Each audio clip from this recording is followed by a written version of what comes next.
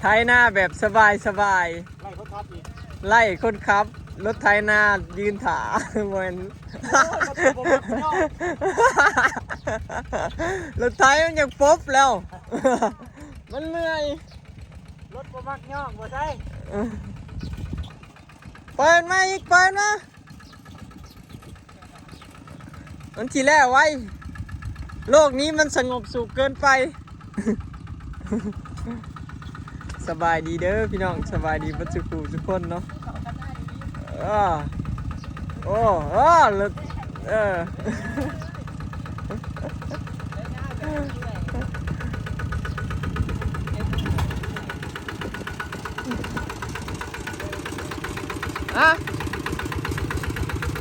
อ้าคันหน้าคือเป็นอันนั้น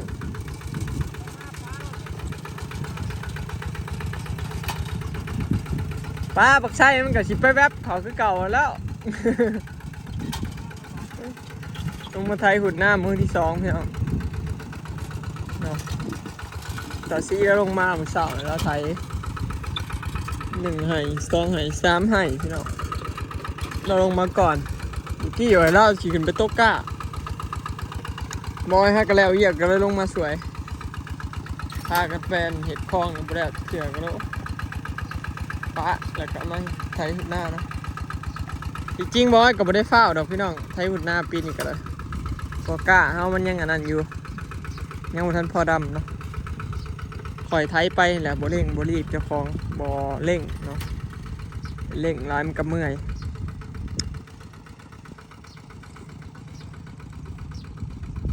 คอยไทยไปเรื่อยๆนะแล้วยำไรกระยามันเดี๋ยวซากระยามันวิแล้วนี่ยังว่า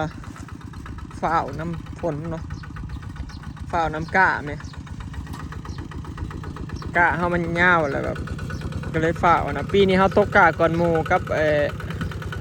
เฮาได้ดำก่อนหมู่เนี่ยพี่น้องก็เลยบ่ได้ยากเนาะก่อนใส่มาซอยเฮ็ดมันใส่เฮ็ดรถอ้ายนะครับรถอ้ายนะครับ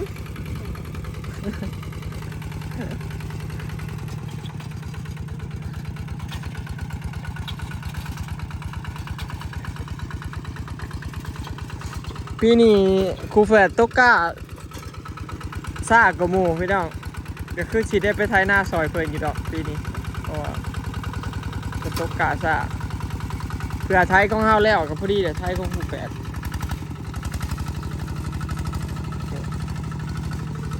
เมื่อวานนี่บอยก็ให้เงินไปพี่น้องให้ครูแฝดไปแต่ว่าบอยบ่ได้ถ่ายคลิปพี่น้องให้พุละ400เมื่อวานนี้บอยให้ทุกเทื่อแหละพี่น้องบ่แม่นเว้าดอกแต่ว่าบ่อยากถ่ายคลิปซื่อๆเนาะ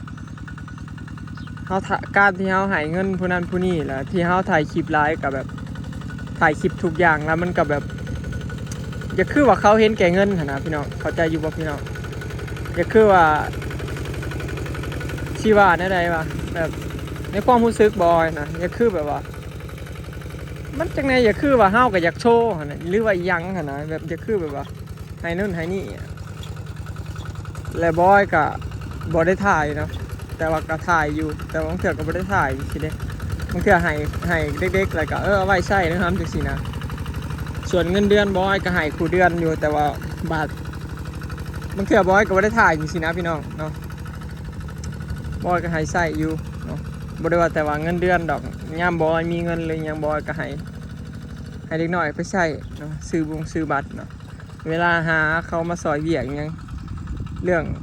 หาหมูหามีบอยก็ให้เขาเท่าละ200สิได้พี่น้องจ้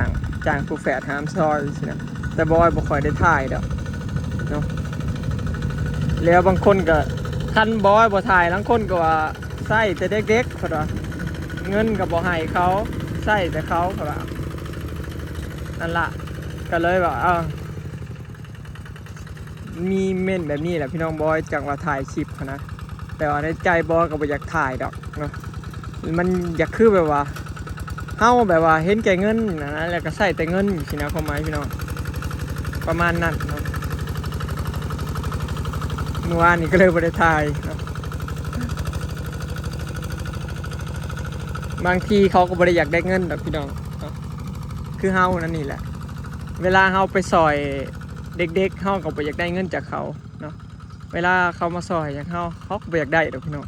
แต่ว่าบอยครับเอาให้เนาะแบบว่าเขาก็อยากมาซอยน้ำใจซื่อๆนะไปแต่ว่าบอยก็ให้อยู่บางเทื่อก็บ่ได้ให้สิเนาะแต่ว่าส่วนเงินเดือนเงินหยังนะบอยให้กูเดือนอยู่แล้วเนาะ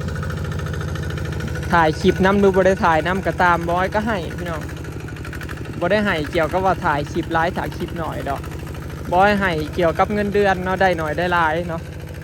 เงินเดือนแต่ละเดือนเด้เพราะว่าเงินแต่ละเดือนเฮาบ่ฮู้ว่ามันสิได้จักบาทเด้พี่น้องได้หน่อยได้หลายสิได้ยามได้หลายบอยก็ให้หลายเนาะยามได้หน่อยก็ให้หน่อยตามเงินเดือนเฮาเนาะส่วนเขาสิมีเวลามาถ่ายคลิปกับบอยหรือว่าบ่ได้ถ่ายบอยก็ให้คือเก่าพี่น้อง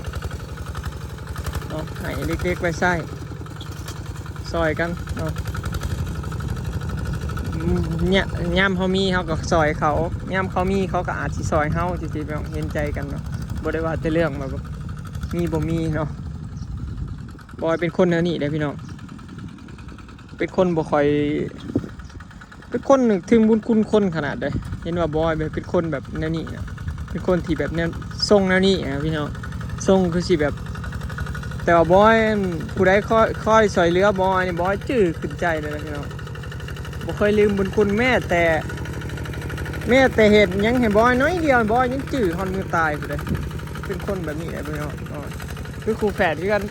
ตามือหนึ่งบอยมีเงินมีคำบอยกับบ่ทิมปะอันเด็กน้อยแน่นอนพี่น้องเนาะบ่ว่าไผลูกหลานแต่ละคนคือ FC เพิ่นว่าขอบคุณหลายๆเด้อบอยที่ดูแลครูแฝดเพิ่นว่าให้เงินครูแฝดใช้เนาะเขาก็พอได้ใช้น้ำบอยพี่น้องเพิ่นเห็นอันนี้นะพี่น้องบอยก็เลยว่าโอ้บ่เป็นหยังดอกพี่ว่าเพราะว่าสิว่านั่นได้เฮากับบ่แม่นคนอื่นเด้ครูแฝดเขาก็ซ้ำน้องซ้ำหนุ่งอีหลีเลยบ่ได้คิดว่าน้องลูกหลานเมียสิบ่เลยพี่น้องคิดว่าเขาเป็นน้องเป็นหนุ่งเฮาแท้ๆนี่แหละก็หักแพงเขาคือน้องคือหนุ่งเฮาอีหลีนั่นแหละเนาะ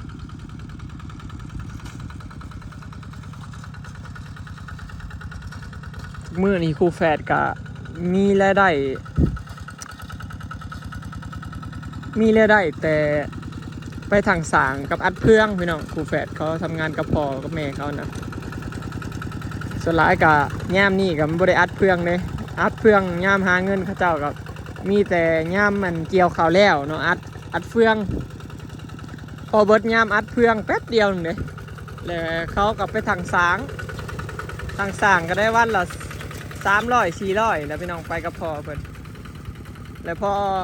ย่ามทางสางเบิดแล้วกับก็คือเขากับบ่มีรายได้เด้อพี่น้องเนาะในครอบครัวก็คือธุรกิจเขาเจ้าก็มีแต่2อย่างนี่แหล้วทางสร้างกับอัดเฟืองเนาะที่ธุรกิจส่วนโตเขาเจ้าก็มีแต่อัดเฟืองพี่น้องส่วนทางสร้างนะเราก็ไปเป็นลูกน้องเขาเนาะตะกี้ไม่เท่าแหล่เราก็มีรถทางสร้างเป็นของเจ้าของแต่ว่าเราขายไปแล้วก็มาซื้อรถอัดเฟืองเนาะอันนี้เราเรื่องของครูแฝดเนาะพี่น้องหลายคนว่าเป็นยังครูแฝดจังว่าบ่ค่อยได้มาหนึ่งคือเขาก็1ยากเวียก2มาเขาก็ไปทางสร้างเนาะส่วนลักๆยามนี่ก็มีแต่ไปทางสร้างพี่น้องแต่ว่าฮอดยามหน้านี่ก็คือสิหน่อยแล้วล่ะเนาะ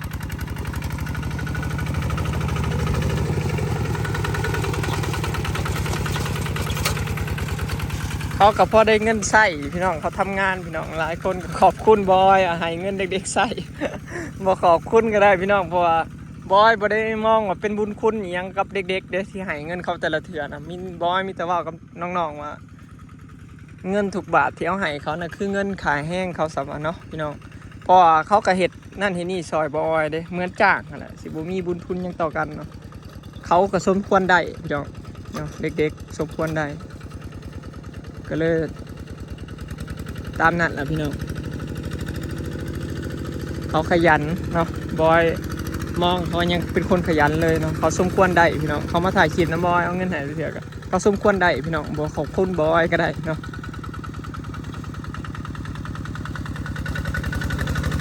เพราะว่ามันเป็นขายแห้งของเขาอะนะพี่น้องเนาะท่านบ่มีครูแฝดบอยก็แย่เพื่อนแล้วพี่น้องบ่แม่นว่าวดอกต่างคนต่างได้เนาะ เด็กๆก็ได้เงินใช้เนาะแล้วก็บอยก็ได้ซอยได้มีผู้ซอยแห้งเด้เนาะอันขาดครูแฝดไปนี่ก็เมื่อยเติบหนึ่งอยู่พี่น้องย่อหมูย่อหมาเนี่ยก็ได้กูซีมอนพอนไซแหละย่อหมูซอยเนาะบอยก็ให้เพิ่นย่ำย่อหมูนะเถื่อละ200แล้วก็ย่ำขายหมูก็ให้ ให้2เถื่อพี่น้องบ่ได้ว่าให้แต่เฉพาะอันย่ำย่อหมูเด้ย่ำขายหมูก็ให้เนาะได้หน่อยได้กำไรเท่าไหร่เนาะรอบก่อนขายหมูไปนะก็บ่ได้กำไรจักบาทนะแต่ว่าบอยก็ให้ผู้ละแสนเนาะผู้แฝดให้ทุกรอบพี่น้องคันบอยขายหมูรอบได้นะให้เด็กๆคู่รอบให้เงินเฮงตลอดก็ถือว่าเฮ็ดไปทำกันเนาะถ้าแม่นเด็กๆใหญ่ก็บ่อึดงานเฮ็ดดอกพี่น้องเนาะย่านแต่ยังเป็นห่วงแต่เขาเอาเมียปะนี่แหละ อันเด็กๆเอาเมียปะนี่แหละเอาโลดบ่มีผู้ซอยบ่มีอันฟันไส้ซอย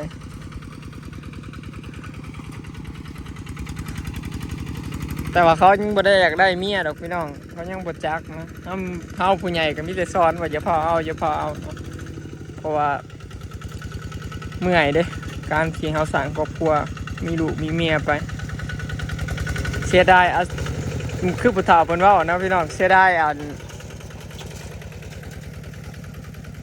อนาคต คือว่าอะไรเด้อคนในอยากออกคนนอกอยากเข้าเป็นบ่พี่น้อง คันว่าเรื่องนี้มาแล้วคิดฮอดไม่เฒ่าอำลาเนาะจะขึ้นไปทางไหนแต่ละมื้อก็พอได้หัวน้ำเล่าหั่นล่ะเราเป็นคนตลกพี่น้องอารมณ์ดีไม่เท่าอำลากับเห็นเมาลงมาให้กำลังใจหลานเคยเลยพี่น้องเอ้ยผู้ใดฮู้ว่าเราไปทางใดกับเม่นไปบอกเราหน่อยว่าให้ลงมาให้กำลังใจหาน้ำเย็นๆมาให้หลานเคยกินหน่อยว่าสิหลานเคยกินฮอดหลานเคยหิวน้ำเลยว่าสิเอาน้ำเย็นๆมาส่งแหน่ เม่นไปบอกเพื่อนเลยพี่น้องฝากจดหมายถึงเธอ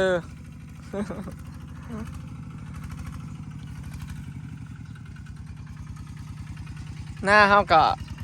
เหลือบ่หลายพี่น้องบอยไทยมือนั่นนะก็ได้หลายเต๋อเห็นบ่ฮอดนะเขามีแต่ไทยลงนี่พี่น้องดิฉันอัปเดตให้เบิ่งเนาะ